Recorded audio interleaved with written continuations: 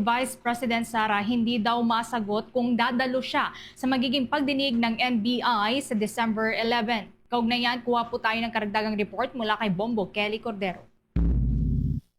Hindi pa masagot ni Vice President Sara Duterte kung dadalo siya sa hearing ng National Bureau of Investigation na nireschedule sa December 11. Ayon sa bise, titingnan niya pa ang schedule niya sa mga susunod na araw dahil nagbabago raw ito depende sa kung ano ang mga bagay na mangyayari na hindi inaasahan. Isa rin sa ikinukonsidera ng pangalawang Pangulo ay ang desisyon daw ng kanyang abogado na siya namang sinusunod niya. Hindi ko pa masagot kung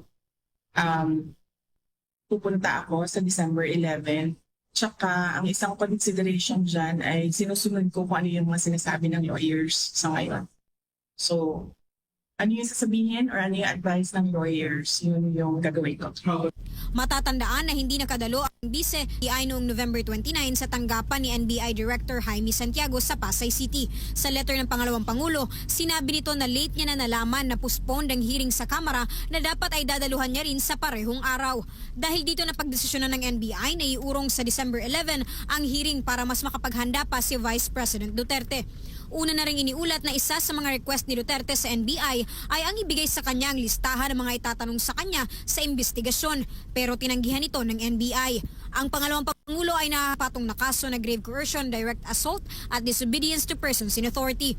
Sa mga susunod na araw, inaasahang madadagdagan pa ang mga kaso sa pangalawang Pangulo. Ayon yan kay Philippine National Police Public Information Office Chief at Spokesperson Police Brigadier General Jean Fajardo. Para sa Bombo Network News, Bombo Kelly Cordero nag-uulat para sa number 1 and most trusted radio network in the country, Bombo Radio Philippines. Basta Radio, Bombo!